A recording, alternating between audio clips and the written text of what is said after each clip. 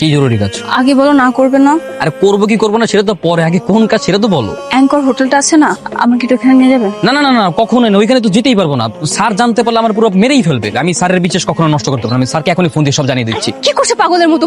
বাবাকে কিছু বলো না, এমন করছো কেন প্লিজ? আচ্ছা ঠিক আছে যাবো, কিন্তু রিসিপশন পর্যন্তই যাবো, এর বেশি যেতে পারবো না। রিসেপশনে গেলে তো কোনো লাভ হবে না। তাহলে আমার না পুরো ব্যাপারটা একটা ঝামেলা মনে হচ্ছে। তুমি আমাকে ভালোবাসো না? ভালো তো বাসি। তাহলে চলো না প্লিজ। আচ্ছা ঠিক আছে চলো। আমার মেয়ে হয়ে তুই হোটেলে গিয়েছিলি? সালমান ভাই নিয়ে গিয়েছিল, আর যখন কিনা বলেছে হোটেলে থাকতে হবে তখন আমি চলে এসেছি। এত বড় সাহস, তুই আমার সহজ সরল মেয়েটাকে নিয়ে হোটেলে চলে গেলি?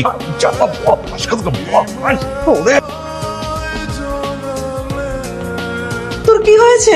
এরকম কে করেছে? আমি লতিফ স্যারের মিলাকে ভালোবাসতাম, মিলেও আমাকে ভালোবাসে।